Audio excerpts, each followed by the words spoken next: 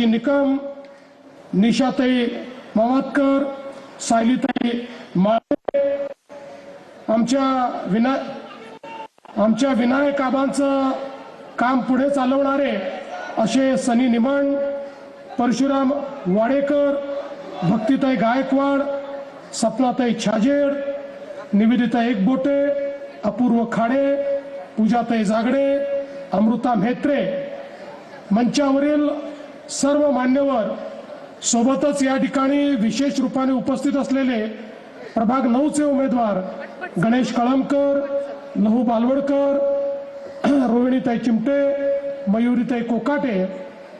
उपस्थित माझ्या सर्व लाडक्या बहिणी आणि उपस्थित सर्व माझ्या भावांनो, आज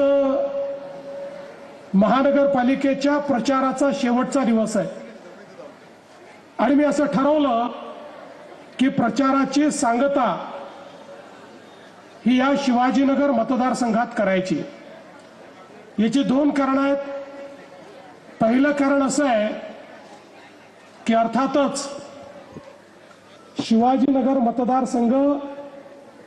म्हणजे आपल्या आराध्य दैवत छत्रपती शिवरायांच्या नावाने असलेला महाराष्ट्रातला एकमेव मतदारसंघ आहे आणि म्हणून मी हा निर्णय केला की इथे आपण ही सांगता करावी। पण त्यासोबत या ठिकाणी सांगता सभा घेतली तर आपल्या सगळ्यांचा आशीर्वाद मिळतो आणि भारतीय जनता पक्षाला बहुमत मिळतं आणि म्हणून मी ठरवलं हीच जागा आम्हाला शुभ आहे, या ठिकाणीच आपल्याला सभा घ्यायची आहे आणि म्हणून या ठिकाणी या सभा घेण्याकरता मी आलो आहे। खरं तर ही निवडणूक पुण्यात राहणारा दीन दलित गोर गरीब आदिवासी, पुण्यात राहणारा ओबीसी, पुण्यात राहणारा सामान्य माणूस या प्रत्येकाच्या जीवनात परिवर्तन करण्याची निवडणूक आहे आणि भारतीय जनता पक्ष गेले काही वर्ष माननीय मोदीजींच्या नेतृत्वात सातत्याने एक नवीन अशा प्रकारचं पुणे तयार करण्याचा प्रयत्न करतोय। पुण्यामध्ये आधुनिकता यावी, पुण्याचं दळणवळण चांगलं व्हावं, पुण्यामध्ये राहणारा जो गरीब व्यक्ती राहणार आहे, या ठिकाणी वेगवेगळ्या प्रकारे आर्थिक दुर्बल आहे अशा सगळ्या लोकांना आपल्याला जास्तीत जास्त सोयी देता येतील,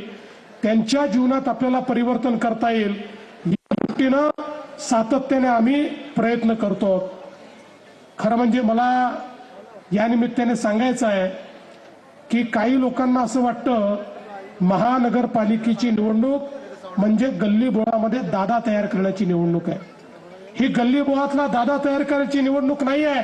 ही शहराचं भावी नेतृत्व तयार करण्याची निवडणूक आहे आणि म्हणून या निवडणुकीकडे गांभीर्याने पाहिलं गेलं पाहिजे।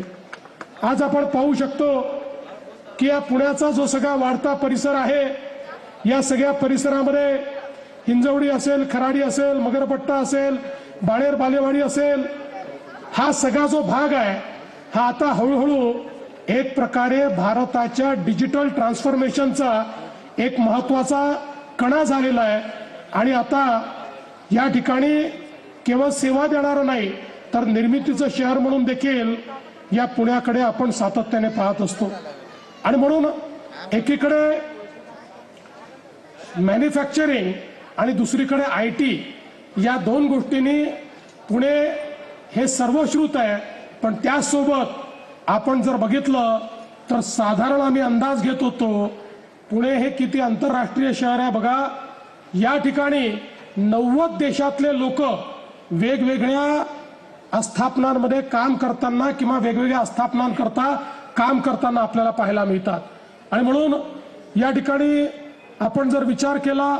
तर एक मोठं ऑटोमोबाईल क्लस्टर आहे चाकण तळेगावमध्ये आणि तंत्रज्ञानाच्या क्षेत्रात सगळ्यात जास्त जी गुंतवणूक आहे ती देखील या पुण्यामध्येच होताना आपल्याला पाहायला मिळते। पुणे शिक्षणाचं माहेरघर देखील आहे, सॉफ्टवेअर निर्मितीचं माहेरघर देखील आहे आणि अर्थातच ही महाराष्ट्राची सांस्कृतिक राजधानी देखील आहे। कला साहित्य आणि सांस्कृतिक चळवळ ही देखील या पुण्यातनच चालते आणि म्हणून